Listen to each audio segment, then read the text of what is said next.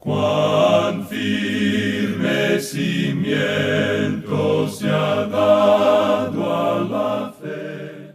A través de la Biblia, un análisis de la Biblia libro por libro que le ayudará a crecer espiritualmente. Estos estudios fueron diseñados por el Dr. J. Vernon McGee. Acompáñenos en este fascinante recorrido a través de la Biblia. La palabra de Dios. Iniciamos nuestro estudio de hoy en el nombre de nuestro Señor Jesucristo. Amén. En el día de hoy, amigo oyente, nos toca estudiar uno de los grandes capítulos proféticos de la palabra de Dios. Cuando estábamos estudiando la primera epístola a los Tesalonicenses, señalamos el capítulo 4, comenzando en el versículo 13, donde se comienza a hablar del arrebatamiento de la iglesia. También eso tenía que ver con el día del Señor, digamos de paso, y la gran tribulación y la venida de Cristo en gloria a esta tierra. Todo eso usted lo puede encontrar en la primera carta a los Tesalonicenses. Ahora, en esta epístola, en esta segunda epístola a los Tesalonicenses, en el capítulo 2 que tenemos ante nosotros, el énfasis se da al período de la gran tribulación. También vamos a encontrar aquí uno de los mejores pasajes, según nuestra opinión, en cuanto al rapto de la iglesia. En nuestro programa anterior leímos en el capítulo 1 de esta segunda epístola a los Tesalonicenses, el versículo 10, que nos decía: «Cuando venga en aquel día para ser glorificado en sus santos y ser admirado en todos los que creyeron, por cuanto nuestro testimonio ha sido creído entre vosotros». Y creemos que eso tiene referencia a su venida a esta tierra. Ahora, cuando Él venga en el arrebatamiento de la iglesia, lo que sucede allí es que la iglesia misma es tomada. Los creyentes, los muertos y los vivos, son tomados para encontrarse con el Señor en el aire. Estos no regresan a la tierra entonces con Él. Van a un lugar que el Señor ha preparado para la iglesia. Él dice que Él los tomará y los llevará con Él. Bien, el mundo entonces entra al período de la gran tribulación, y al final de ese período el Señor Jesucristo viene en gloria y juicio a la tierra. En el momento del arrebatamiento de la iglesia, Él no juzga a la tierra para nada. Eso lo vemos expresado en manera muy clara ya en el capítulo 4 de la primera epístola a los Tesalonicenses. El Señor Jesucristo mismo nos ilumina en cuanto a esto en el capítulo 14 del Evangelio según San Juan, y Pablo lo repite una y otra vez. También creemos que tenemos esto en el mensaje a las iglesias mencionado en el libro de Apocalipsis. Cristo no viene a juzgar a la tierra en esa ocasión, pero sí viene al fin del período de la gran tribulación. Y este capítulo 2 nos aclara mucho este asunto. Así es que lo que mencionamos del versículo 10 del capítulo 1 de la segunda epístola a los Tesalonicenses es la mención de su venida a la tierra, porque vimos en nuestro programa anterior que Él viene en juicio y tuvimos ante nosotros este gran tema del infierno. Ya hemos tratado eso. Ahora vamos a tratar con otra cosa aquí en el capítulo 2. Y comenzando nuestra lectura en el versículo 1, tenemos que: «Pero con respecto a la venida de nuestro Señor Jesucristo y nuestra reunión con Él, os rogamos, hermanos». Ahora aquí se hace referencia a nuestra reunión juntos con Él. Y este aspecto de la venida es el arrebatamiento de la iglesia. El énfasis se da aquí a nuestra reunión juntos con Él. En esta oportunidad no hay ninguna clase de juicio. La razón por la cual menciona esto lo vemos en el versículo 2, donde dice: «Que no os dejéis mover fácilmente de vuestro modo de pensar, ni os conturbéis ni por espíritu, ni por palabra, ni por carta como si fuera nuestra, en el sentido de que el día del Señor está cerca». Ya hemos tratado de este asunto. El día del Señor no tiene ninguna referencia a la iglesia. Lo que ocurre cuando sucede el arrebatamiento es que el día de Cristo, o el día de gracia, llega a su fin, es decir, el llamamiento de la iglesia, y la iglesia es arrebatada para encontrarse con Él. Así comienza el día del Señor. Y hemos visto que ese es un tema tratado en el Antiguo Testamento, mientras que el arrebatamiento de la iglesia no es mencionado en el Antiguo Testamento. Y lo que ocurre es que comienza con la noche. El día del Señor, nos dice Joel, no es luz, sino que es tinieblas.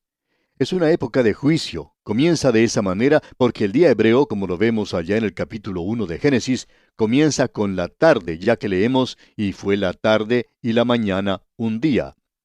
En este versículo, pues, se menciona algo que había circulado por esa zona por palabra o por carta, ya que leemos ni por palabra ni por carta. O alguien había dicho que habían tenido una comunicación especial del Señor. Es interesante leer esto. Siempre tenemos algún grupo de personas que parecen recibir información directa del Señor. Y debemos decir aquí que esta gente en realidad no estudia la palabra de Dios. Ellos quieren recibir los mensajes directamente. Es mucho más fácil tener una conversación por teléfono y recibir el mensaje de esa manera que el ir a la escuela y tomar la Biblia y estudiarla. Así es que por Tesalónica estaba circulando un mensaje por medio del cual algunos decían que tenían una revelación especial, algo que el hermano Pablo en realidad no les había dicho. Y eso también es algo muy interesante. Estos super santos reciben algo que nadie más puede recibir.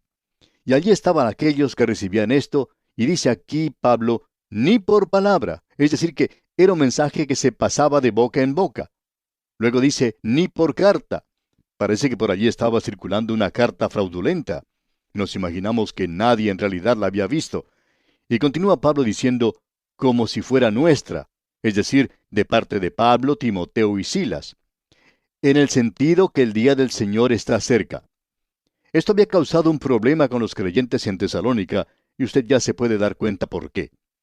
Ellos estaban sufriendo persecución, estaban teniendo dificultades, y era muy fácil para alguien decir, bueno, este es el período de la gran tribulación en el cual nos encontramos. El día del Señor ya ha llegado y ya nos encontramos en él. La palabra de Dios menciona el día del Señor, y el día del Señor comienza con juicio. Y esa es la razón por la cual pensamos que Pedro, en el día de Pentecostés, citó lo que Joel decía, y él dijo a aquellos que la estaban escuchando, quienes sabían que vendría un día en el futuro cuando el Espíritu de Dios sería derramado, pero que iba a ser en el día del Señor. En el versículo 20 del libro de los Hechos de los Apóstoles capítulo 2, él dijo en esa ocasión, el sol se convertirá en tinieblas, y la luna en sangre, antes que venga el día del Señor grande y manifiesto.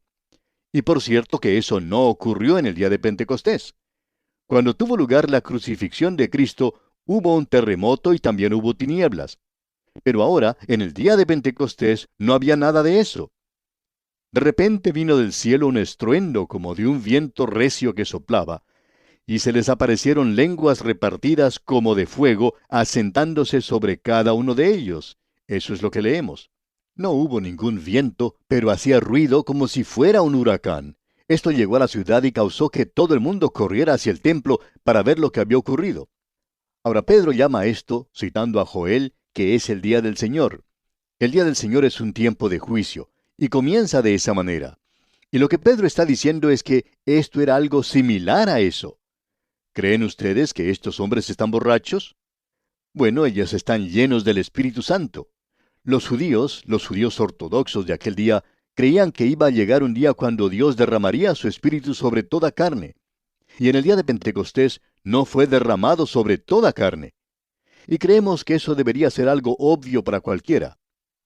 Luego encontramos que Pedro menciona el día del Señor allá en su segunda epístola universal, capítulo 3, versículo 10, donde dice, pero el día del Señor vendrá como ladrón en la noche, en el cual los cielos pasarán con grande estruendo, y los elementos ardiendo serán deshechos, y la tierra y las obras que en ella hay serán quemadas.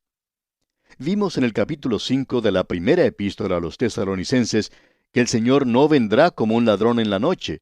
Él dijo que no vendrá como un ladrón en la noche para los creyentes. Por tanto, ellos deben permanecer despiertos. Este no es el tiempo de dormir, porque Él vendrá para un mundo que sí está dormido, en el cual los cielos pasarán con grande estruendo, y los elementos ardiendo serán deshechos, y la tierra y las obras que en ella hay serán quemadas. Y eso no ocurrió en el día de Pentecostés. Mencionemos aún otra referencia más en cuanto a esto. La encontramos allá en el libro de Apocalipsis, capítulo 6, versículo 17, donde dice, porque el gran día de su ira ha llegado, ¿y quién podrá sostenerse en pie? Ahora eso no es para la iglesia. La iglesia tiene que esperarle a Él, una persona que vendrá. Nosotros estamos identificados con Él. Y aquí en el capítulo 2 de la segunda epístola a los tesalonicenses que estamos estudiando, en el versículo 3, Pablo nos sigue diciendo lo siguiente, y quisiéramos que usted, amigo oyente, preste mucha atención a lo que vamos a leer ahora, aquí en el versículo 3.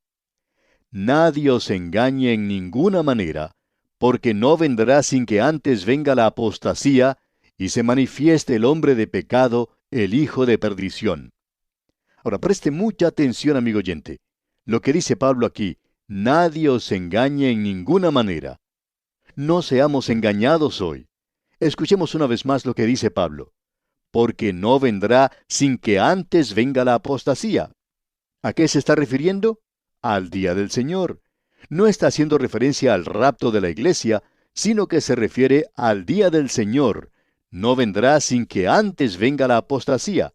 Eso es la primera cosa. Y se manifieste el hombre de pecado. Aquí tenemos esas dos cosas.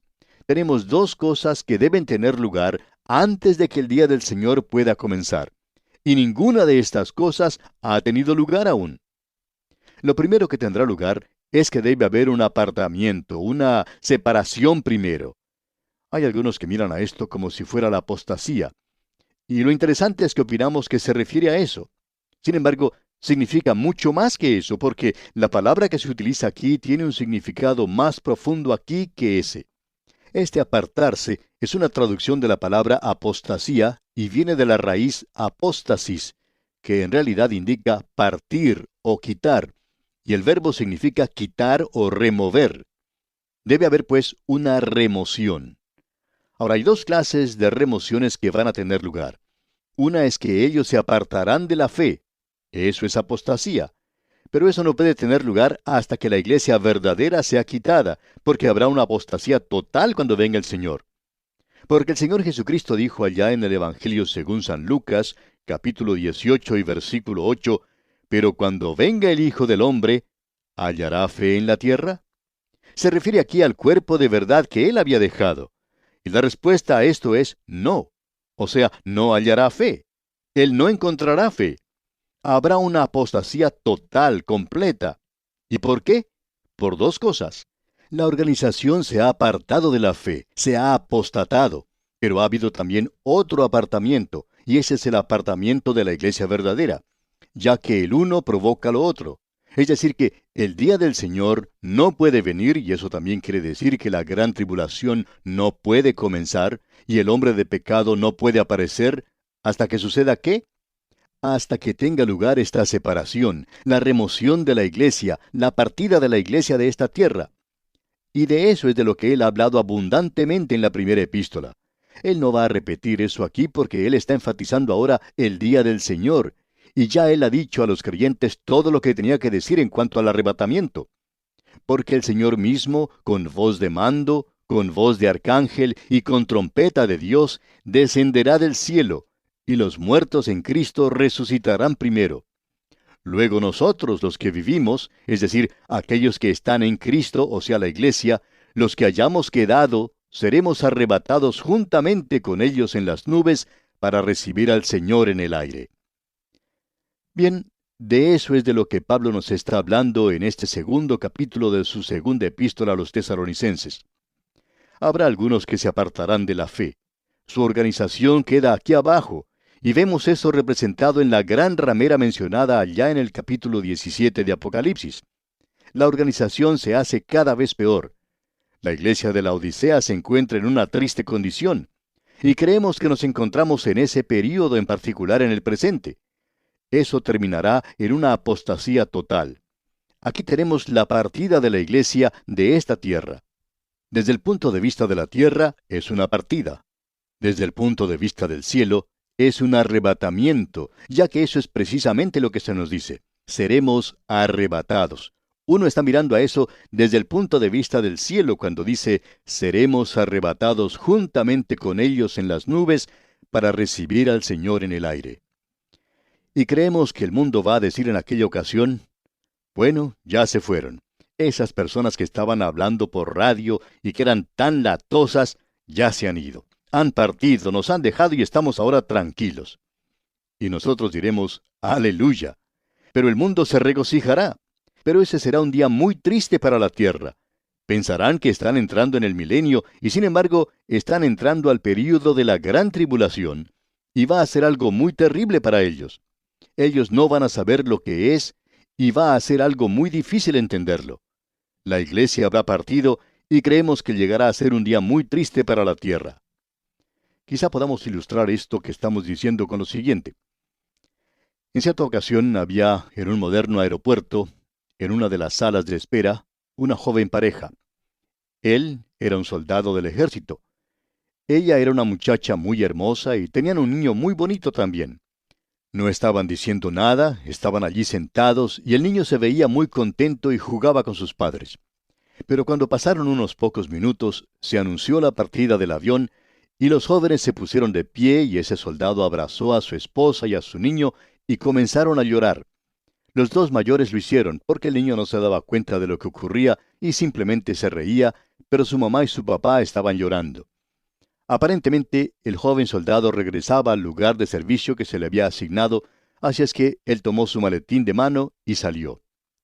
Luego, cuando se había apartado ya a cierta distancia, se volvió y saludó con su mano. Su esposa quedó en ese lugar, con su rostro lleno de lágrimas, y se aproximó a una ventana para poder observar mejor la partida del avión. Y luego, cuando ya el avión había partido, salió llevándose a su niño. Ahora, eso era una partida. Era una apostasía, si se me permite la expresión. Eso es lo que había ocurrido. Istomi quiere decir colocarse y apo quiere decir fuera de. Literalmente indica el ser removido. Ese muchacho, ese soldado, se removió a sí mismo. Por lo menos fue el gobierno el que lo removió a él de ese lugar y él había partido. El avión había salido. Y esa muchacha, esa señora, tomó luego a su hijito y se dirigió a su hogar y por supuesto tendría unos momentos muy difíciles en el futuro.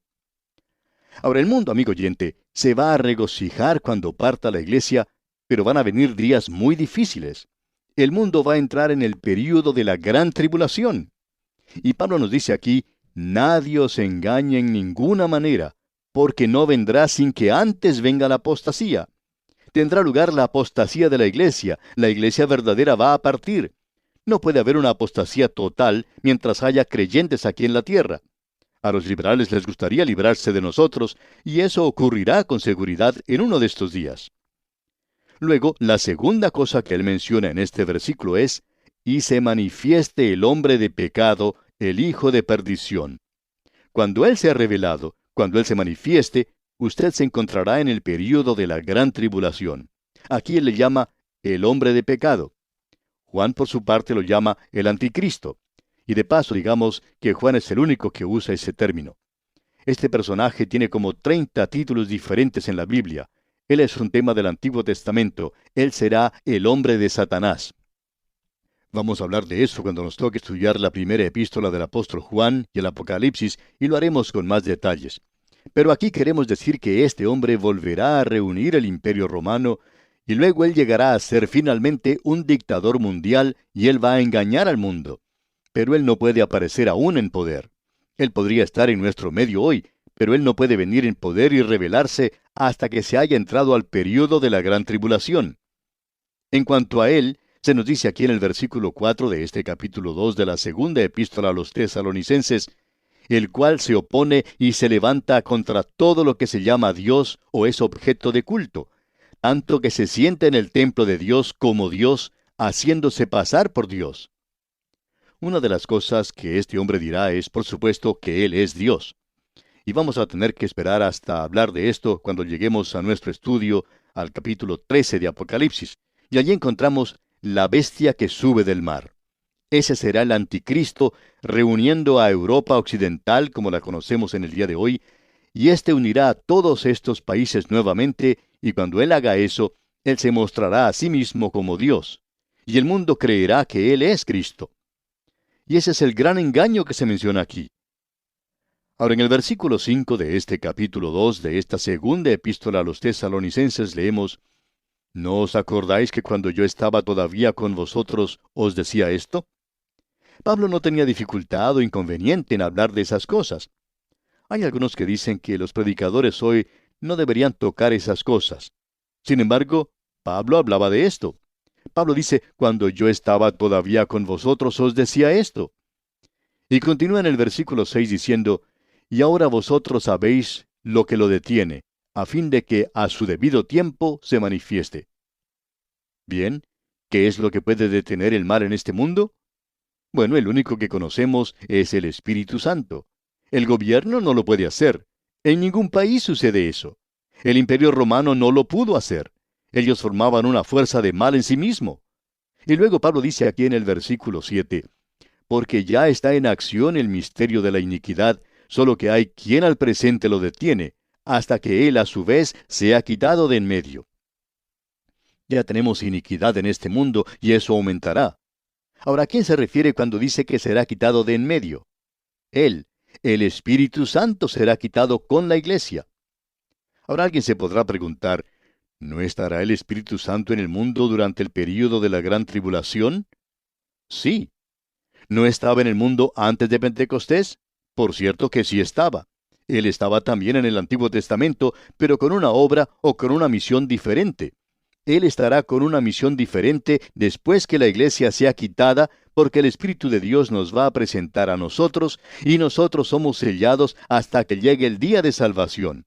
Él tiene que entregarnos al Señor Jesucristo, y si no fuera así, nosotros no podríamos hacerlo, pero Él nos entregará. Y cuando Él haga eso, entonces regresará a la tierra, según creemos, para reanudar su misión anterior en este mundo. Pero no estorbará al mal. Permitirá que el diablo controle esto por un tiempo. Y amigo oyente, yo no quisiera estar aquí cuando el diablo tenga control de este mundo.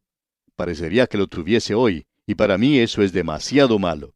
Yo no quisiera estar aquí cuando este mundo sea entregado en sus manos. Y luego en el versículo 8 dice Pablo, y entonces se manifestará aquel inicuo, a quien el Señor matará con el espíritu de su boca, y destruirá con el resplandor de su venida. Será un dictador mundial, el anticristo, el hombre de pecado, y nadie podrá detenerlo. No habrá ningún poder en la tierra. Solo la venida de Cristo lo podrá hacer. Es lo mismo que ocurrió con el pueblo de Dios cuando éste se encontraba en Egipto, y ninguno podía liberarlos a ellos. Se encontraban desamparados, pero Dios les dio libertad. Y ese es un cuadro de lo que será cuando el Señor Jesucristo venga a esta tierra para establecer su reino. Y luego leemos en el versículo 9, inicuo, cuyo advenimiento es por obra de Satanás, con gran poder y señales y prodigios mentirosos. Amigo oyente, este es el único obrador de milagros que se ha profetizado en el día de hoy. Siempre nos da temor cuando alguien dice que una persona está realizando milagros hoy porque ellos no han venido del cielo. El próximo que vendrá será proveniente del diablo. El diablo lo enviará y lo hará con gran poder y señales y prodigios mentirosos. ¿Cómo andamos en el día de hoy? Andamos por fe. No pongamos entonces nuestros ojos en los hombres, sino que debemos ponerlos en Cristo Jesús y andar por fe en el día de hoy. Y aquí nos detenemos por hoy porque nuestro tiempo ha terminado. Que el Señor le bendiga, es nuestra ferviente oración.